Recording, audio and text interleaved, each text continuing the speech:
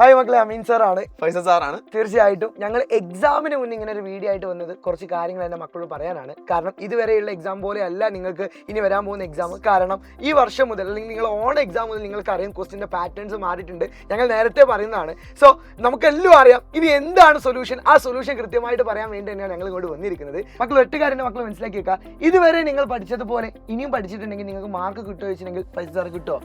കിട്ടുമല്ലോ.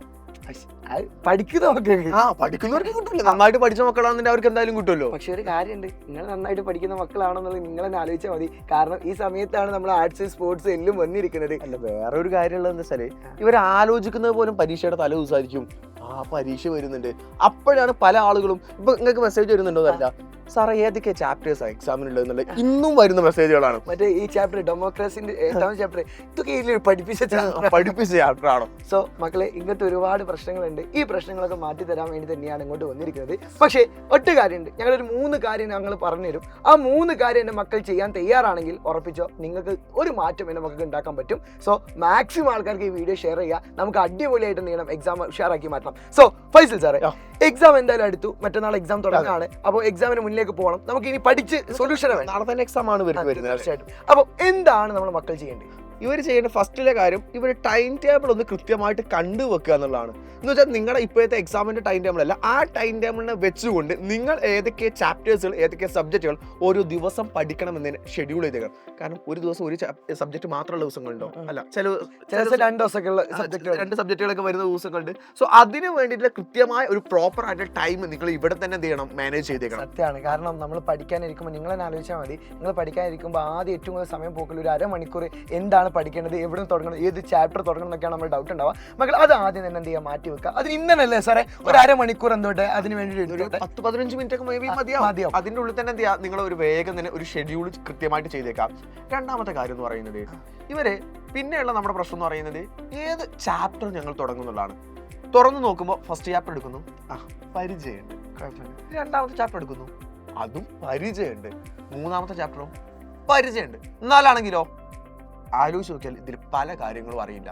അപ്പൊ പലവരും ചെയ്യുന്ന പരിപാടി എന്താണോ, എല്ലാതും സ്പീഡ് മറിച്ചു നോക്കുക, അല്ലെങ്കിൽ സ്പീഡിൽ വായിച്ചു നോക്കുക. മനസ്സിനൊരു ആശ്വാസം കൊടുക്കുക, വായിച്ചു കഴിഞ്ഞു സമാധാനം. എല്ലാം പഠിച്ചു, പക്ഷെ ഇത് എക്സാമിന് നിങ്ങൾക്ക് എഴുതാൻ കിട്ടും സാറേ? ഇല്ല. തീർച്ചയായിട്ടും മക്കളെ, ഞങ്ങൾ അത് തന്നെയാണ് നിങ്ങൾ പറയാൻ വേണ്ടി പോകുന്നത്. നിങ്ങളെല്ലാം വായിച്ച് തീർക്കലല്ല എക്സാം എന്ന് പറഞ്ഞെങ്കിൽ പഠിക്കുന്ന കാര്യം ഓർമ്മയിലാക്കുക, അത് എക്സാമിന് എന്ത് ചെയ്യുക, അടിപൊളിയാക്കി മാറ്റുക എന്നുള്ളതാണ്. എല്ലാം വായിക്കണം, വായിച്ചാൽ മാത്രം പോരാ, അത് നന്നായിട്ട് മാറ്റണം.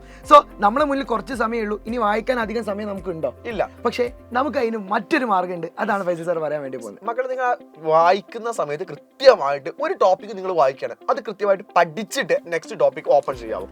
അങ്ങനെയാണെങ്കിൽ ബെനിഫിറ്റ് എവിടെയാണെന്നറിയോ, ഈ ക്രിസ്മസ് എക്സാമിന് മാത്രമല്ല മെയിൻ എക്സാമിലേക്ക് നിങ്ങൾക്ക് ഇതേ സാധനം തന്നെയാണ് യൂസ് ചെയ്യാനുള്ളത്. പക്ഷെ വേറെ കാര്യമുണ്ട് സാറേ, ഇവർക്ക് ഏതാണ് ഇമ്പോർട്ടന്റ് എന്ന് അറിയാത്തുണ്ടാവും. ഇനി മാരത്തോൺ കണ്ടാൽ മതി.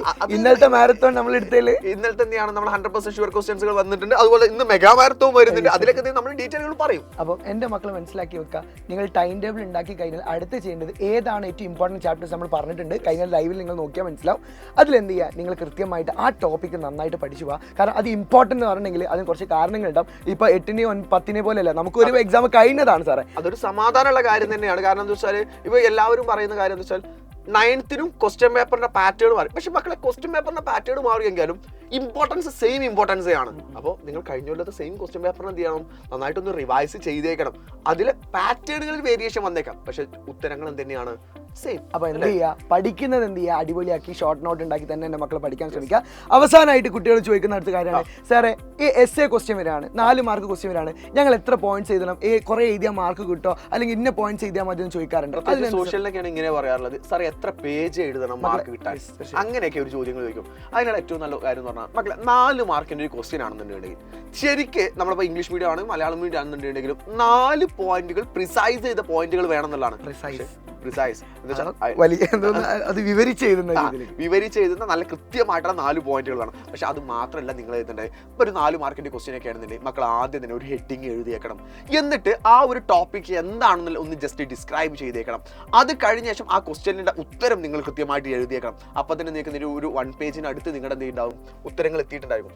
എന്നാൽ എസ് എ ക്വസ്റ്റ്യൻ ആണെങ്കിലും സാറേ 5 മാർക്കിന് എസ് എ ആണ് ഇവർക്ക് വരാറുള്ളത്. 6 മാർക്കിന് എസ് എ കഴിഞ്ഞ വർഷം മുതൽ ഒഴിവാക്കിയിട്ടുണ്ട്.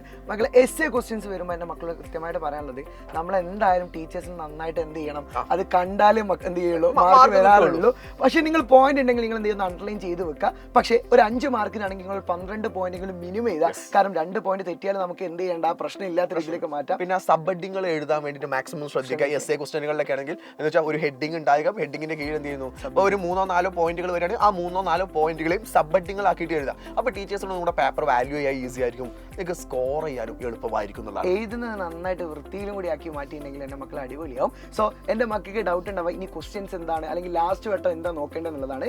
മക്കളെ നിങ്ങൾ പേടിക്കേണ്ട, നിങ്ങൾ നേരെ ഇന്നത്തെ രാത്രിത്തെ ലൈവ് 7 മണിക്ക് ഞങ്ങൾ തുടങ്ങുന്നുണ്ട്. അതിൽ വെറും ഇമ്പോർട്ടൻ്റ് ആയ കാര്യങ്ങൾ മാത്രം പറഞ്ഞത്. ഇപ്പൊ 8ാമത്തെ ചാപ്റ്റർ ആണ്, വലിയ ചാപ്റ്റർ ആണ്, കമ്മീഷൻസ് ഒക്കെ ഒരുപാട് പഠിക്കാം. പക്ഷേ ആ കമ്മീഷൻസ് മൊത്തം ഞാൻ എൻ്റെ മക്കൾ ഷോർട്ടാക്കി പറഞ്ഞുതരാം. അതേപോലെ ജോഗ്രഫിയിൽ എസ് എ ക്വസ്റ്റ്യൻ ആയിട്ടൊക്കെ വരാൻ സാധ്യതയുള്ള ഭാഗം, അതുപോലെ തന്നെ നാഷണൽ ഇൻകത്തിന്റെ ഭാഗമൊക്കെ ഉണ്ട്. അതൊക്കെ ഭയങ്കര കൺഫ്യൂഷനുകളാണ്. പക്ഷെ അതൊക്കെ ഒരൊറ്റ സിംഗിൾ സ്ലൈഡുകളിലാക്കിയിട്ട് നമ്മൾ സെറ്റ് ആക്കി വെച്ചിട്ടുണ്ട്. സോ നിങ്ങൾ അവിടേക്ക് എത്തിയാൽ മാത്രം മതി, അവിടെ ഞങ്ങൾ അത് സെറ്റ് ആക്കി തരാം. പക്ഷേ ഒരുപാട് സമയം ഉണ്ടാവും സർ? ഇല്ല, അധികം സമയം ഉണ്ടാവില്ല. എക്സാം എഴുതാൻ മക്കളാണ്. മക്കൾക്ക് എന്തുണ്ട്, ഇന്ന് നന്നായിട്ട് നിങ്ങൾ പഠിച്ചു കഴിഞ്ഞു, ഉച്ചവരെ നിങ്ങൾ അല്ലെങ്കിൽ വൈകുന്നേരം വരെ നിങ്ങൾ നന്നായിട്ട് പഠിച്ച് റിവേഴ്സ് ചെയ്തിട്ടുണ്ട്. ഇനി ഒറ്റ നോട്ടത്തിലേക്ക് ബാക്കി നമുക്ക് നിങ്ങൾ തീർക്കണം. സോ നിങ്ങൾ ബാക്കിയുള്ള ഫ്രണ്ട്സിനൊക്കെ ഈ വീഡിയോ ഷെയർ ചെയ്യുക, ലൈവിൻ്റെ നിങ്ങൾ ഷെയർ ചെയ്യുക. കാരണം ഒറ്റ കാര്യം ഞങ്ങൾ പറഞ്ഞുള്ളൂ, എക്സാം ആണ്, ക്വസ്റ്റ്യൻസ് നിങ്ങൾക്ക് വേണം, നിങ്ങൾക്ക് അടിപൊളിയാക്കണം, ഞങ്ങളല്ലേ സെറ്റ് ആക്കി തരും. അപ്പോൾ മറക്കണ്ട, വേഗം 7 മണിക്ക് പോര്, നമുക്ക് അടിപൊളിയാക്കണം.